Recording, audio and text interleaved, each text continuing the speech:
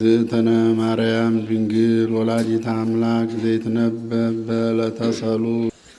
ውዳሴሃ ለእግዝእትነ ማርያም ድንግል ወላዲተ አምላክ ዘይትነበብ በዕለተ ሰሉስ። ይህ ዕለት ለምስጋና ሁለተኛ፣ ለፍጥረት ሶስተኛ ቀን ነው። በዚህም ዕለት እመቤታችን ትመጣለች። የብርሃን ድንኳን ይተከላል፣ የብርሃን ድባብም ይዘረጋል፣ የብርሃን ምንጣፍም ይነጠፋል። ከዚያ ላይ ሆና ሰላም ለከ ኦ ፍቁር ኤፍሬም፣ ወዳጄ ኤፍሬም ቸራለህን ትለዋለች። እርሱም ታጥቆ እጅ ነስቶ ይቆማል። ወድሰኒ አመስግነኝ ትለዋለች። ክርክር በዕለተ ሰኑይ ተፈጽሟልና ባርክኒ እግዝእትየ ኦ ማርያም መዝገበ በረከት፣ እመቤቴ ሆይ ባርኪኝ ይላታል። እርሷም መልሳ በረከተ ወልድየ ወአቡሁ ወመንፈስ ቅዱስ ይህድር ላዕሌከ ትለዋለች። ተባርኮም ምስጋናዋን ይጀምራል። ውዳሴ ዘሰሉስ ውዳሴ በሰሉስ ውዳሴሃ ለእግዝእትነ ማርያም ድንግል ወላዲተ አምላክ ዘይትነበብ በዕለተ ሰሉስ ቢል አንድ ነው፣ ቃለ ጸሐፊ ነው። እርሱ ግን ምስጋናዋን ወደፊት ያመጣዋል። በዕለተ ሰሉስ የሚነበብ የሚተረጎም የሚጸለይ የሚደገም የእመቤታችን ምስጋና ይህ ነው። አክሊለ መከና አክሊል የሚለው በዚህ ዓለም የሚገኘውን ክብር ነው። መክህም የሚለው በወዲያኛው ዓለም በገነትና በመንግሥተ ሰማያት የሚገኘውን ክብር ነው። ወቀዳሚተ መድኃኒትነ ቀዳሚ የሚለው በዚህ ዓለም የሚገኘውን ክብር ነው። መድኃኒትም የሚለው በወዲያኛው ዓለም በገነትና በመንግሥተ ሰማያት የሚገኘውን ክብር ነው። ወመሰረተ ንጽሕነ መሰረት የሚለው የዚህን ዓለም ክብር ነው። ንጽሕም የሚለው የወዳኛውን ዓለም ክብር ነው።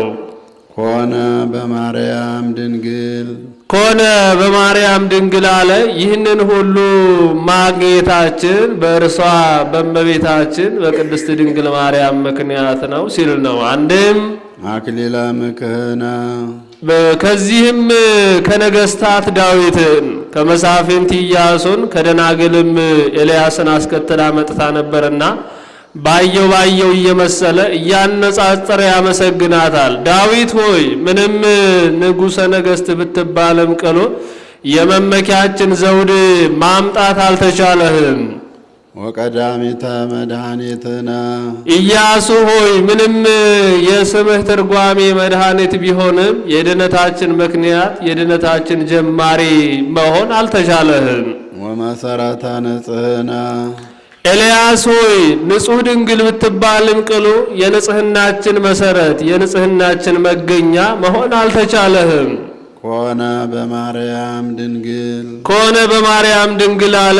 የመመኪያችን ዘውድ የድነታችን መጀመሪያ የንጽሕናችን መሰረት እመቤታችን ናት ሲላት ነው። አንድም አክሊለ ምክህነ አክሊለ ሰማዕት የሚባል ጌታ ወቀዳሚተ መድኃኒትነ ጥንተ ሕይወቶሙ የሚባል ሕይወት የሚባል ጌታ ወመሰረተ ንጽሕነ መሰረተ ዓለም ይጸውር ድደ ወይ ነብር ጠፈረ አሃዚ ዓለም በራሁ ኩሉ እሁዝ ውስተ እዴሁ እንዲል ሰማይንና ምድርን ሰማይን እስከነገሱ ምድርን እስከነ ልብሱ በመሃል እጁ የያዘ ጌታ ኮነ በማርያም ድንግል ኮነ በማርያም ድንግል አለ። ይህንን ሁሉ የሚያደርግ ጌታ ከአንቺ ከስጋሽ ስጋ ከነፍስሽ ነፍስ ነስቶ ሰው ሆነ። ትናንት በዕለተ ሰኑይ ስሟን ማርያም ብሎ አላነሳም። ዛሬ በዕለተ ማክሰኞ ማርያም ብሎ ማንሳቱ ስለምንድን ነው ቢሉ በእንግዳ ልማድ ተናግሮታል። እንግዳ ከሰው ቤት የሄደ እንደሆነ ዕለቱን ስሙን አይጠሩትም። ከዋለ ካደረ በኋላ የሚያውቁት ከሆነ በስሙን የማያውቁትም ከሆነ ስምህ ማን ነው ብለው ከዚያ በኋላ ይጠሩታልና ከዚያ አብነት ነስቶ ተናግሮታል። ማርያምም ማለት ትርጓሜው ጸጋ ወሀብት ጸጋ ስጦታ ማለት ነው። ለጊዜው ለእናትና ለአባቷ ጸጋ ሆና ተሰጥታለች። ፍጻሜው ግን ለፍጥረታቱ ሁሉ በዮሐንስ አማካኝነት ጸጋ ሆና ተሰጥታለችና አንድም ማርያም ማለት ለጊዜው መልክ ከደም ግባት አስተባብራ ይዛ የተገኘች መልከ መልካም ማለት ነው። ፍጻሜው ግን ንጽሐ ሥጋን ከንጽሐ ነፍስና ከንጽሐ ልቡና ጋራ ድንጋሌ ሥጋን ከድንጋሌ ነፍስና ከድንጋሌ ሕሊና ጋራ አስተባብራ ይዛ የተገኘች ናትና አንድም ማርያም ማለት ጸጋ ማርያም ማለት ተፈሲ ቤተ እስራኤል ወታሴ ቤተ ይሁዳ እንዲላት የሁሉ እናት ማለት ነው። አንድም ማርያም ማለት መልዕልተ ፍጡራን መትሕተ ፈጣሪ ማለት ነው። አንድም ማርያም ማለት የብዙዎች እናት ማለት ነው። አብርሃም ማለት አበ ብዙኃን ማለት እንደሆነ እንተወለደት ለነ ዘእግዚአብሔር ቃለ መመኪያነቷን በቅጽል አምጥቶታል። አካላዊ ቃልን በወለደችልን በድንግል ማርያም ምክንያት ይህ ሁሉ ተገኘልን ሲላት ነው። ዘኮነ ሰብአ በእንተ መድኃኒትነ እርሱም እኛን ለማዳን ከሥጋሽ ሥጋ ከነፍስሽም ነፍስ ነስቶ ሰው የሆነ ነው። ምድረ ኮነ ሰብአ ጥዩቀ አምላክ ፍጹም ውእቱ ሰውም ከሆነ በኋላ ፍጹም አምላክ ነው አለ። ሰው ሆነ ያለውን ኮነ ሰብአ ያለውን ይዘው ተለወጠ የሚሉ መናፍቃን አሉና ሰውም ቢሆን አምላክነቱ አልተለወጠም ይልባቸዋል። ወእንተዝ ወለደቶ እንዘ ድንግል ይእቲ ስለዚህም ነገር ማኅተመ ድንግልናዋ ሳይለወጥና ሳይናወጥ በድንግልና ጸነሰችው ወለደችው። መንክር ኃይለ ወሊዶታ ዘይትነገር ስለዚህ ድንቅ የሚሆን የመውለዷ ሥራ የማይመረመር ነው። አንድም የማይመረመር የመውለዷ ሥራ ድንቅ ነው። ሰአሊ ለነ ቅድስት በማይመረመር ግብር ከወለድሽው ልጅሽ ጽንዕት በድንግልና ስርጉት በቅድስና እመቤታችን ጸጋውን ክብሩን እንዳይነሳን ለምኝልን። አእምሮውን ለብወውን ጥበቡን በልቡናችን ሳይልን አሳድሪልን። እስመ በፈቃዱ በራሱ ፈቃድ ወስምረተ አቡሁ በአባቱ በእግዚአብሔር አብ ፈቃድ ወመንፈስ ቅዱስ በመንፈስ ቅዱስ ፈቃድ መጻ ወአዳነነ ሰው ሆኖ አዳነን።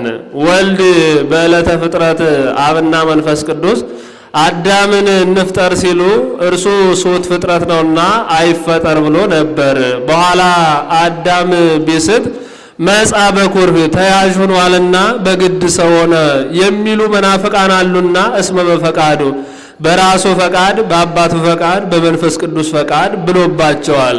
እኒህስ ምን ያለውን ይዘው ተነስተዋል ቢሉ በእርገተ ኢሳይያስ ሰማይኩ እንዘ ይእዝዞ ለእግዚእየ ወይቤሎ ረድ እንተ ሰባቱ አናቅጸ ሰማያት ወረድ ላዕሌሁ ለመልአከ ሞት ከሚለው ቃል ተያይዞ ተሃበዮ የሚል ቃል አገኘን ብለው በጥርጣሬ ተነስተዋል። ለመናፍቃን ጫፍ ይዞ መነሳት ልማዳቸው ነውና እኒህንም ሊቁ በ11ኛው ግዘቱ እመቦ ዘይቤ ለብእሲ ተሃበዮ እምቅድመ ይፍጥሮ ውጉዘ ለይኩን ብሎ አውግዟቸዋል። አብይ ውእቱ ስብሐተ ድንግልናኪ ኦ ማርያም ድንግል ፍጽምት በድንጋሌ ሥጋ በድንጋሌ ነፍስና በድንጋሌ ሕሊና ፍጽምት የምትሆኝ እመቤታችን በድንግልና በጸኒስ በወሊድ ላይ ክብረ ድንግልናን ጨምረሽ ብትገኝ ለአንቺ የተሰጠሽ ክብር ፍጹም ነው። ረከብኪ ሞገሰ እግዚአብሔር ምስሌኪ እግዚአብሔር ወልድ ከሥጋሽ ሥጋ ከነፍስሽም ነፍስ ነስቶ ሰው ሆኗልና ባለሟልነትን አግኝተሻል። አንቲ ውእቱ ሰዋስው ዘርእየ ያዕቆብ ምድር ዘይበጽሕ እስከ ሰማይ ወመላእክተ እግዚአብሔር ያርጉ ወይወርዱ ውስቴታ ከምድር እስከ ሰማይ ተተክላ በላዩ ላይ ዙፋን ተዘርግቶ ከዙፋኑ ላይ ንጉሥ ተቀምጦባት መላእክት ሲወጡባት ሲወርዱባት ያዕቆብ በፍኖተ ሎዛ ያያት የወርቅ መሰላል አንቺ ነሽ። ይህስ እንደምንድን ነው ቢሉ ያዕቆብ ወደ ሶርያ ከኢየሩሳሌም ተነስቶ ወደ ሶርያ ሲሄድ ሎዛ ሲደርስ ጊዜው መሸበት። ከመንገዱ እልፍ ብሎ ድንጋይ ተንተርሶ ተኝቷል። ሌሊት በሕልሙ ራእይ ያያል። የወርቅ መሰላል ከምድር እስከ ሰማይ ተዘርግታ በላይዋ ላይ ዙፋን ተዘርግቶ ከዙፋኑ ላይ ንጉሥ ተቀምጦ በዚያም መሰላል ላይ መላእክት ሲወጡባት ሲወርዱባት ተመልክተዋል። ጠዋትም ተነስቶ ዛቲ ይእቲ ኆኅታ ለሰማይ ዘይታነጽ ቤተ እግዚአብሔር ብሎ ድንጋይ ተክሎ ከድንጋዩ ላይ ዘይት አፍስሶባት ሂዷል። ይኸውም በተናገረው ትንቢት መሰረት አይሁዳውያን ከሰሯቸው ከ48ቱ ምኩራቦች መካከል አንዱ ተሰርቶባታል። ይኸውም ምሳሌ ነው። የወርቅ መሰላል የተባለች እመቤታችን ናት። ወርቅ ንጽህናዋን ቅድስናዋን ያስረዳል። ዙፋንም የተባለ ማህፀኗ ነው። በዙፋኑ ላይ የተቀመጠ ንጉሥ የተባለም ጌታችን ኢየሱስ ክርስቶስ ነው። መላእክት ሲወጡባት ሲወርዱባትም ማየቱ ጌታችን ኢየሱስ ክርስቶስ ከእመቤታችን ከቅድስት ድንግል ማርያም ሰው ከመሆኑ አስቀድሞ ቢወጡ ቢወርዱም ቅሉ በምልአት አልነበረምና መውጣትና መውረዳቸውን ለዚህ መስሎ ተናግሮታል። አንድም መላእክት ሲወጡባት ሲወርዱባት አለ። ሲወርዱ ማየቱ አምላክ ሰው ሆነ ብለው መመስከራቸውን፣ ሲወጡ ማየቱ ሰው አምላክ ሆነ ብለው መመስከራቸውን መናገር ነው። አንድም ድንጋዩ የምእመናን አሕዛብ ምሳሌ፣ ዘይት የመንፈስ ቅዱስ ምሳሌ፣ ያዕቆብ የቀሳውስት ምሳሌ ነው። ሰአሊ ለነ ቅድስት ያዕቆብ በፍኖተ ሎዛ በአምሳለ ንጉሥ ካየው ልጅ ጽንዕት በድንግልና ስርጉት በቅድስና እመቤታችን ጸጋውን ክብሩን እንዳይነሳን ለምኝልን። አእምሮውን ልቡን ጥበቡን በልቡናችን ሳይልን አሳድርልን። አንቲ ውእቱ ዕፅ ዘርእየ ሙሴ በነደ እሳት ወይትውኢ ነደ እሳት ሰፍሮባት ከነደ እሳት አጠገብ በነደ እሳት ተከባ ጫፎቿ ሳይቃጠሉ ሙሴ ያያት ዕፅ አንቺ ነሽ። ዘውእቱ ወልደ እግዚአብሔር መጻ ወኀደረ ውስተ ከርስኪ ደግ የሊቅ መጽሐፍ የሆነ እንደሆነ ሳይተረጉም አይሄድምና ነደ እሳትም ያልሁት ከሥጋሽ ሥጋ ከነፍስሽም ነፍስ ነስቶ ሰው የሆነው እግዚአብሔር ወልድ ነው ብሎ ተርጉሞታል። ይህስ እንደምንድን ነው ቢሉ ሙሴ በደብረ ኮሬብ በጎችን ሲጠብቅ በደብረ ሲና ላይ ሐመልማል ከነበልባል ነበልባሉም ከሐመልማል ጋር ተዋህዶ ሐመልማሉ ነበልባሉን ሳያጠፋው ነበልባሉም ሐመልማሉን ሳያቃጥለው ይመለከታል። ወቀርበ ይጠይቆ ይላል። ይህንን ምስጢሩ ምንድነው ብሎ ለመረዳት ቢፈልግ በጎቹን ይጠብቃቸው የነበሩት በጎችን ከፈረሰ ግንብ ዘግቶባቸው ይሄዳል። ስለምን ቢሉ ለጊዜው የሰው በጎች ናቸውና እንዳይጠፉ ነው። ፍጻሜው ግን ሙሴ የመናንያን አምሳል ነውና እንመንናለን ባላችሁ ጊዜ አንድ ወገን ሆናችሁ ሀብታችሁን ንብረታችሁን መጾታችሁ ሂዱ ለማለት ነው። ከዚህ በኋላ ወደ ደብረ ሲና ሲጠጋ ጌታ እግዚአብሔር ተገልጾ ሙሴ ሙሴ ፍታ ቶታነ አሳሪከ እመገሪከ እስመ ዘትከይዳ ምድር ቅድስት ይእቲ ብሎ ነግሮታል። ወደ ደብረ ሲና ከመውጣት በፊት ደብረ ሲና የተቀደሰች ናትና ጫማህን አውልቅ አለው። ከዚህ በኋላም ሙሴ ጫማውን አውልቆ ወጥቷል። ይሄውም ምሳሌ ነው። ሐመልማል የተባለው የእስራኤላውያን መከራቸው ነው። ሐመልማል የተባሉ እስራኤላውያን ናቸው። ነበልባልም የተባለ መከራቸው ነው።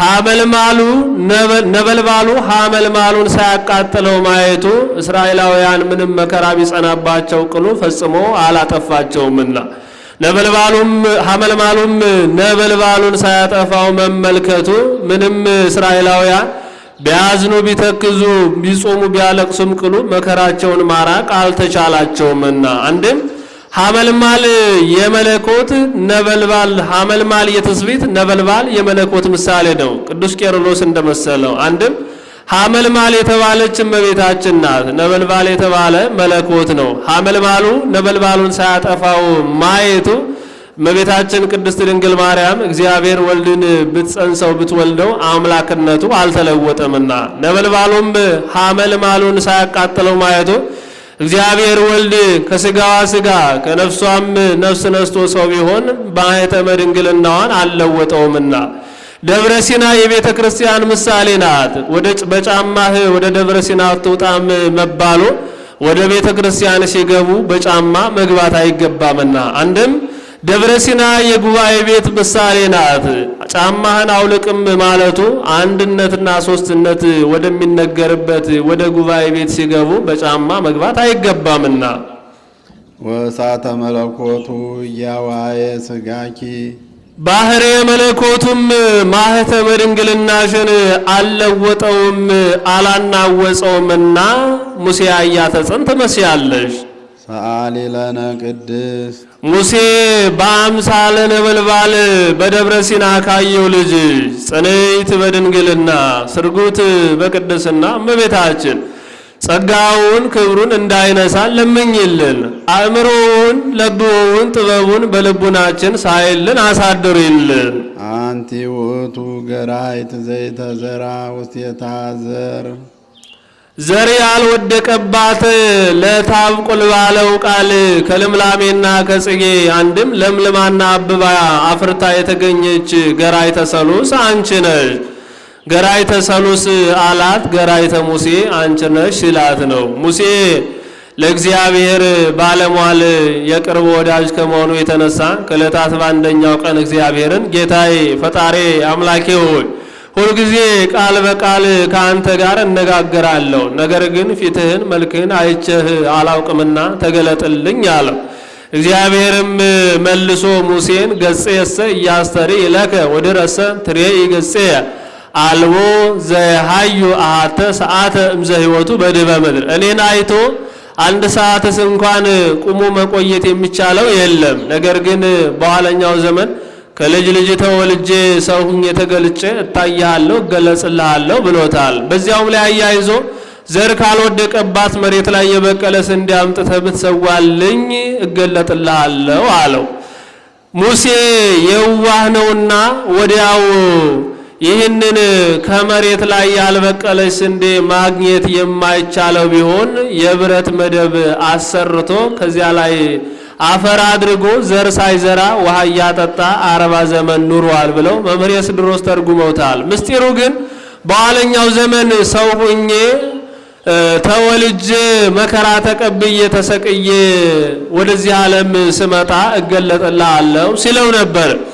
አንድም ገራይታ አብርሃም አንቺ ነሽ ሲላት ነው። እግዚእትየ ለአብርሃም ገራይቱ ይላታልና ይህ የአብርሃም እርሻ ላይዋ ይዘራል ይታረሳል፣ ውስጧ መቃብር ነው። እኒህን ሁለቱን ነገሮች አስተባብራ ይዛ እንደተገኘች እርሻ እመቤታችን ቅድስት ድንግል ማርያምን እናትነትን ከድንግልና እመቤትነትን ከአገልጋይነት ጋር አስተባብራ ይዛ ተገኝታለችና እግዚእትየ ለአብርሃም ገራይቱ ይላታል። ወፃ እምኔኪ ፍሬ ሕይወት ወደ ምስጢር ሂዶ ፍሬ ሕይወት ብሎታል። አማናዊ ፍሬ ጌታችን ኢየሱስ ክርስቶስ ከአንቺ ከስጋሽ ስጋ ከነፍስሽም ነፍስ ነስቶ ሰው ሆነ። አንቲ ውእቱ መዝገብ ዘተሳየጠ ዮሴፍ ወረከበ በውስቴታ ባህርየ እንቆ ክቡረ ባህርየ እንቆ ክቡረ አረጋዊ ዮሴፍ በትሩፋተ ደሙ የዋጀሽ እንቁ ጌታን ያገኘብሽ የወርቅ ሳጥን አንቺ ነሽ። አንድም የቀደመው ዮሴፍ ወደ ገበያ ሂዶ እንቁ ገዝቶ የወርቅ ሳጥን ገዝቶ በወርቅ ሳጥን ውስጥ እንቁን ያገኘብሽ አንቺ ነሽ ይላታል። ይህ ዮሴፍ በጥንት በብሉይ የነበረው ነው። ወደ ገበያ ወጥቶ ከገበያ የወርቅ ሳጥን ገዝቶ ከነመቆለፊያው ሳይከፍት ወደ ቤቱ አምጥቶ በመቆለፊያው ቢከፍቶ በውስጡ እንቁ ተገኝቶባታል። ይህም ምሳሌ ነው። የወርቅ ሳጥን የተባለች እመቤታችን ናት። እንቁም የተባለ ጌታችን ኢየሱስ ክርስቶስ ነው። መቆለፊያም የተባለ ማኅተመ ድንግልናዋ ነው። ወልድ ይትሜሰል በእንቆ ባህሪ ስጋሃ በስጋሁ ወብርሃና በመለኮቱ እንዲል ዘውእቱ መድኃኒነ ኢየሱስ ክርስቶስ እንቁ ብዬም የተናገልሁት ጌታችን መድኃኒታችን ኢየሱስ ክርስቶስ ነው። ተጸውረ በከርስኪ ወለድኪዮ ውስተ ዓለም ዘተጸውረ ውስተ ከርስኪ በማኅፀንሽ የተወሰነ በዚህ ዓለምም የወለድሽው እርሱ ነው። ሰአሊ ለነ ቅድስት ፍሬ ሕይወት ከሚባል ልጅሽ ጽንዕት በድንግልና ስርጉት በቅድስና እመቤታችን ጸጋውን ክብሩን እንዳይነሳን ለምኝልን። አእምሮውን ለብቦውን ጥበቡን በልቡናችን ሳይልን አሳድሪልን። ተፈሥኦ ወላዲተ እግዚእ ሐሴቶሙ ለመላእክት የመላእክት ደስታቸው የሚሆን ጌታችን ኢየሱስ ክርስቶስን የወለድሽላቸው እመቤታችን ተፈሥሒ ደስ ይበልሽ። አንድም የመላእክት ደስታቸው የምትሆኚ ጌታችን ኢየሱስ ክርስቶስን የወለድሽ እመቤታችን ተፈሥሒ ደስ ይበልሽ። ሐሴቶሙ ለመላእክት አለ ጌታችን ኢየሱስ ክርስቶስን ሰው እንደሚሆን ወደዚህ ዓለም እንደሚመጣ በሥጋ እንደሚገለጽ ለነቢያት ተልከው ይናገሩ የነበሩ ቅዱሳን መላእክት ናቸው። ይህንን የተናገሩት ነገር ተፈጽሞ ደርሶ እግዚአብሔር ወልድ ሰው ሆኖ በጸጋ ላይ ጸጋ በክብር ላይ ክብር ተጨምሮላቸዋልና ሐሴቶሙ ለመላእክት ይላታል። አንድም ሐሴቶሙ ለመላእክት አለ የእመቤታችን የቅድስት ድንግል ማርያምን ንጽሕናዋንና ቅድስናዋን እያዩ ቅዱሳን መላእክት ደስ ይላቸዋልና የመላእክት ደስታቸው የምትሆኚ እመቤታችን ሆይ ተፈሥሒ ደስ ይበልሽ አለው። ለዚህ ነው ተፈሥሒ ኦ ንጽሕት ዜናሆሙ ለነቢያት ተፈሥሒ እስመ ረከብኪ ሞገሰ እግዚአብሔር ምስሌኪ። ተፈሥሒ ኦ ንጽሕት ዜናሆሙ ለነቢያት የነቢያት ዜና ትንቢታቸው እመቤታችን ተፈሥሒ ደስ ይበልሽ። ዜናሆሙ ለነቢያት አለ ጌታችን ኢየሱስ ክርስቶስን ይወርዳል ይወለዳል ቢሉ ከማን ቢባሉ ከእርሷ ብለው ተናግረዋልና አንድም ኦ ድንግል አምሳል ወትንቢት ዘነቢያት ይላታልና። እስመ ረከብኪ ሞገሰም አለ እግዚአብሔር ወልድ ከሥጋሽ ሥጋ ከነፍስሽ ነፍስ ነስቶ ሰው ቢሆን አንቺ በእግዚአብሔር ዘንድ ባለሟልነትን አግኝተሻልና ተፈሥሒ ደስ ይበልሽ። ተፈሥሒ እስመ ተወከፍኪ ቃሎ ለመልአክ ፍስሐ ኩሉ ዓለም። ለሰው ልጆች ሁሉ የሚያስደስት የፍጡራን ሁሉ ደስታ የሚሆን የመልአኩ የቅዱስ ገብርኤልን ቃል እንደ ዘካርያስ ሳትጠራጠሪ እንደ ኒቆዲሞስም ሳትከራከሪ አምነሽ ተቀብለሻልና ማርያም ሆይ ተፈሥሒ ደስ ይበልሽ። ፍስሐ ኩሉ ዓለም ያለውን ለመልአክ ቢቀጽሉ የቅዱስ ገብርኤል ሰላምታው ተፈሥሒ ተፈሥሒ እያለ ነውና ፍስሐ ኩሉ ዓለም ያለውን ለአካላዊ ቃል ለወልድ ለኢየሱስ ክርስቶስን ቢቀጽሉ ወነዋ ተወልደ ለክሙ ፍስሐ ዘይከውን ለክሙ ወለኩሉ ዓለም ይለዋልና። ተፈሥሒ ኦ ወላዲተ ፈጣሪ ኩሉ ዓለም ሀያውን ዓለማት የፈጠረ የእርሱ እናት የሆንሽ እመቤታችን ተፈሥሒ ደስ ይበልሽ። ሰአሊ ለነ ቅድስት ሀያውን ዓለማት ከፈጠረ ልጅ ጽልይት በድንግልና ስርጉት በቅድስና እመቤታችን ጸጋውን ክብሩን እንዳይነሳን ለምኝልን። አእምሮውን ለብቦውን ጥበቡን በልቡናችን ሳይልን አሳደሪልን። ተፈሥሒ እስመ ድሎ ተሰመይኪ ኦ ወላዲተ አምላክ እሙነ ሲል ነው። በእውነት የታመንሽ የእግዚአብሔር ወልድ እናቱ ተብለሻልና ተፈሥሒ ደስ ይበልሽ። ንስጥሮስ ህስወኬ ትሰመይ ወላዲተ አምላክ ወአማነ ትሰመይ ወላዲተ ሰብ ህስወኬ ትሰመይ ወላዲተ አምላክ ወአማነ ትሰመይ ወላዲተ ሰብ ብሏት ነበርና ከዚህ ቅዱስ ኤፍሬም እሙነ በእውነት የእግዚአብሔር እናት ነሽ አላት። አንድም ድሉተ ሲል ነው። እግዚአብሔርን ለመውለድ በንጽህና በቅድስና የተገባሽ ብትሆኚ እግዚአብሔር ወልድ ከሥጋሽ ሥጋ ከነፍስሽ ነፍስ ነስቶ ሰው ሆኗልና ተፈሥሒ ደስ ይበልሽ። ወሶበ ረከበ ሥጋሃ ቅዱሰ ወነፍሳ ቅድስተ ፈጠረ ሎቱ በመንፈስ ቅዱስ ያው መቅደሰ እንዲል ተፈሥሒ ኦ መድኃኒታ ለሔዋን የሔዋን ደህንነቷ አንድም ሔዋን ለመዳኗ ምክንያት የሆንሽ እመቤታችን ተፈሥሒ ደስ ይበልሽ።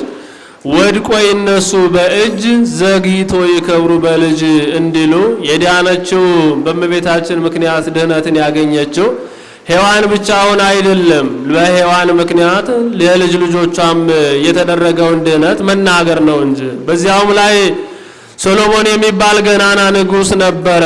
በዘመኑ መልካም ደግ ሰው ነበረ። በኋላ በፍጻሜ ዘመኑ ግን ብዙ ኃጢአት ሰራ፣ መፍቀሪያ አንስት ሆነ። በኋላም ንስሐ ቢገባ እግዚአብሔር ተገልጾ አይዞ አትዘን፣ በአዳም አካል ንጽሕት ዘር ተቀርጻለች፣ ከእርሱም በሴም አካል ትቀረጻለች፣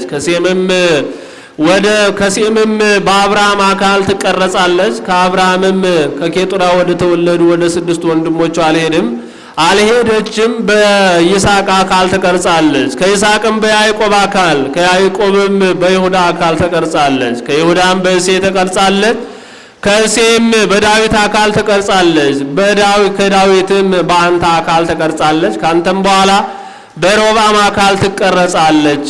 በዚያም ዘመን ከእርሷ ሰማይና ምድርን የፈጠረ የእነዚህ ሁሉ ጌታ ይወለዳል።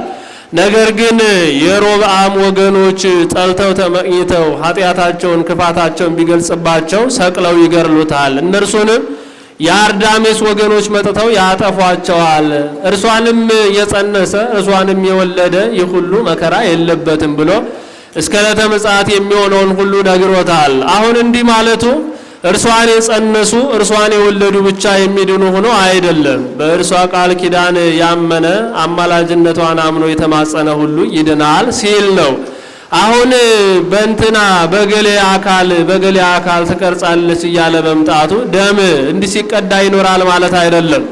ጥንቱን ሰው ሲፈጠር በንጽሐ ጥባይ መፈጠሩን ለመናገር ነው። ተፈሥሒ እንተ አጥበውኪ ሀሊበ ለዘይሴስዮ ለኩሉ ፍጥረት እንተ አጥበውኪ ሲል ነው። ፍጥረታትን ሁሉ በፀሐይ አብስሎ በዝናብ አብቅሎ የሚመግበውን ጌታ ጡትሽን ይዘሽ ያጠባሽ እመቤታችን ተፈሥሒ ደስ ይበልሽ።